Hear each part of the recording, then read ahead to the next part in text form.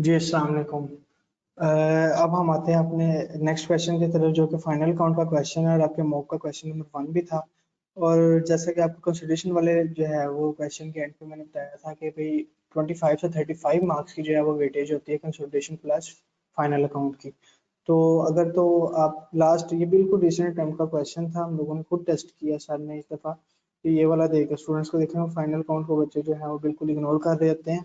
तो ये last attempt में उसने जो है वो 7 नंबर का क्वेश्चन पूछा है। ठीक है, 7 नंबर का हमसे क्वेश्चन पूछा है, तो इसका मतलब इसकी वेटेज का आपको अंदाजा हो रहा होगा कि कंसल्टेशन में उसने अगर 18 नंबर का पूछा है या 17 नंबर का पूछ लिया 7 नंबर का, तो उसने 24-25 नंबर अपने पूरे कर लेने हैं। अब इस सवाल को अगर हम देखते हैं, इंपॉर्टेंस का आपको अंदाजा होगा अगर शॉर्ट के लिए आपने जरूर इसको तैयार करके जाना है। इसके डिस्क्लोजर वगैरह ही होते हैं या बिल्कुल, मतलब इसमें है सिंपल है, थोड़ा सा इसको जो है वो एक्सप्लेन करना सिर्फ पड़ता है बाकी, और इसमें कोई इतनी कोई रॉकेट साइंस नहीं है फाइनल काउंट में भी। हाँ, अगर लॉन्ग क्वेश्चन में मैं तब फिर थोड़ी सी इसमें मेहनत करनी पड़ती है, लेकिन अगर हम शॉर्ट के लिहाज से, तो ये आपके सामने क्वेश्चन है रिसेंट अटेम्प्ट का। तो इसमें हम देखते हैं, वो कहते हैं कि R L is a shariah compliant listed company. वो कहता है R L financial statement for the year ended 31 December 2023 was audited by Nida and Co and Kapil and Co as joint auditor at an audit fee of 25 million each। ये हमारे पास information आ गई दिसंबर 2023 की। अब इसमें हमने ये गलती की कि हमने रिक्वायरमेंट नहीं पहले पढ़ी। पहले हम रिक्वायरमेंट पढ़ेंगे, उसने मांगा क्या हुआ है। सबसे पहले वो कह रहे हैं कि fourth schedule of the companies act के अकॉर्डिंग, वो कहता है prepare note on auditor remuneration for inclusion in the RL financial statement for the year ended 30th June 2023 show comparative figures। ठीक है, मतलब 23 और 22 दोनों की हम लोग जो है वो ऑडिटर एवेल्यूएशन का नोट एक बना रहे होंगे। साथ में उसने कहा कि list any four additional disclosure data required to make shariah compliant company listed on the Islamic index. ये दो रिक्वायरमेंट है। तो जब हम सबसे पहले तो हम बनाते हैं ना, क्योंकि ये जो है ये तो सीधा सीधा रटा है, तो ये हम लोगों ने 4 पॉइंट्स लिख देने हैं। तो क्वेश्चन नंबर 1 का जो ए पार्ट है, पहले हम इसको डिस्कस करते हैं कि जो हमने नोट बनाना है ऑडिटर की रेम्यूनरेशन पे।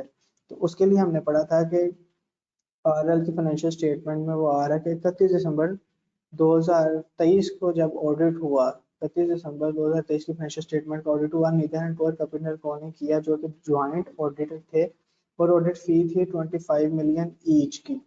In addition, Nida and Co and Kapil and Co charged out-of-pocket expense related to the audit 2023। out-of-pocket expense आपने लेक्चर जब लिया होगा आपने सुना होगा कि कुछ ऐसे एक्सपेंस होते हैं कि जब हमारी ऑडिट टीम जा रही होती है किसी भी क्लाइंट पे, तो वहाँ पे जो ऊपर वाले जितने भी एक्सपेंस होते हैं, अगर कोई भी मतलब जो है ना वो, चाहे वो लीगल एक्सपेंस हो चाहे वो टीम के अपने खर्चे हों, वो सारे एक्सपेंस जो कि ऑडिट फी के अलावा होते हैं उसको mostly out of pocket expense में ले रहे होते हैं। तो वो कितने हुए हैं, वो कहते हैं कि जी 2 मिलियन जो है वो निदा एंड को के हुए हैं और 1.8 मिलियन कपिल एंड को के हुए हैं।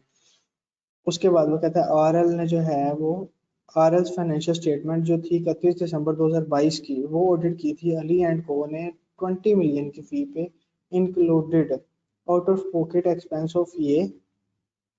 फर्दरमोर कपिल एंड को ने प्रोवाइड की थी tax services for RL same time पे। 10 मिलियन उसने लिया था इन 2023 एंड 8 मिलियन इन 2022। अब हमारे पास दो चीज़ें आ गई ना, कि हमारे पास 2023 में जो है ना वो आगे निदा एंड कपिल दोनों जो कि ऑडिटर थे, और उनके आउट ऑफ पॉकेट एक्सपेंस जो है थे उसका उसने बता दिया 25 ईच के हिसाब से उन्होंने अपनी ऑडिट फी ली, और ये आउट ऑफ पॉकेट एक्सपेंस थी, ये हम दिखा देंगे 23 में।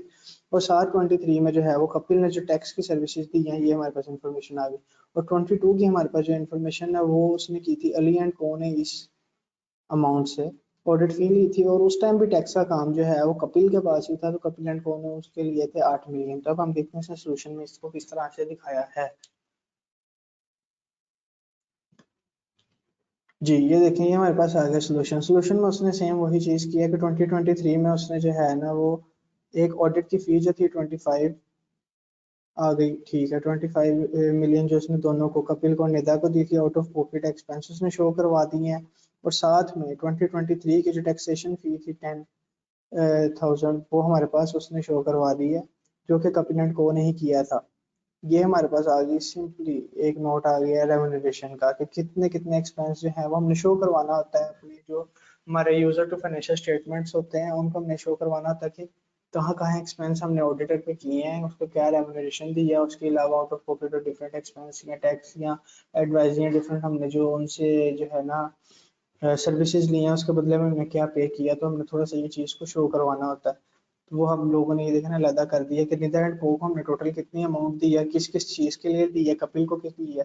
और इसी तरह 2022 में अगर हम देखते हैं तो उसमें अली ने जो है वो अपनी एक स्टैट्यूटरी जो है ऑडिट फी थी वो की, तो उसके 18.5 उसकी वो थी और 1.5 जो है थी उसकी थी आउट ऑफ पॉकेट एक्सपेंस थे, तो 20 मिलियन का जो है वो टोटल उसने एक्सपेंस किया था। जबकि सेम टाइम पे जो है वो कपिल का जो है वो एक्सपेंस आया था जो उसने हमें टैक्स सर्विसेज दी थी, तो वो हमने 8,000 वो शो करवा के हमारा डिस्क्लोजर कंप्लीट हो गया। और जो एनी 4 उसने मांगे हुए थे डिस्क्लोजर्स, तो वो हम लोगों ने जो है हमारी बुक में अवेलेबल है, कोशिश करेंगे उसको एक दफ़ा अच्छे से पढ़ ले ताकि अब ये अगर 8-9 पॉइंट्स है इसमें से कोई ज्यादा नहीं तो कुछ 2-3-4 तो आपके माइंड में रह ही जाएंगे। अब क्या था इसने कहा जी Shreya complete companies and the companies listed on Islamic index, उन्होंने ये चीज़ें डिस्क्लोज करनी होती हैं कि अगर उन्होंने कोई लोन ऑब्टेन किया है इस्लामिक मोड पे तो वो कितना है, कोई बैंक डिपॉजिट है उनका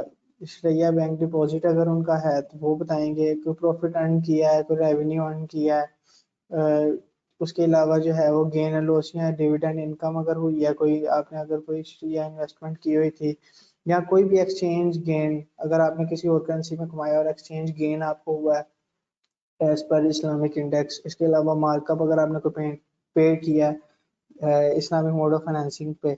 इसके अलावा आपका जो रिलेशनशिप है वो कैसा है इस्लामिक कंप्लाइंट बैंक के साथ। और इसके अलावा आपने अगर कोई जो है ना वो प्रॉफिट अर्न किया या इंटरेस्ट पे किया है किसी भी कन्वेंशनल लोन एडवांस के ऊपर, तो ये चीज़ें हमारे पास 9 पॉइंट्स थे कि हम लोग इस्लामिक इंडेक्स पे जो लिस्टेड कंपनीज होती हैं वो साथ में इन चीज़ों को भी डिस्क्लोज कर रही होती हैं। इनमें से कोई से भी आपने जो है ना वो 4 से 5 पॉइंट अगर आपका माइंड में है तो ओके है, मतलब ज़्यादा की ज़रूरत नहीं है कि आपने इस्लामिक मोड के हिसाब से आपने कितना लोन लिया है, आपने उसके ऊपर कितना मार्कअप पे किया है, कितना प्रॉफिट कमाया है, कितना डिविडेंड आया है, आपका क्या रिलेशन है, क्या रेवेन्यू अर्न हुआ है।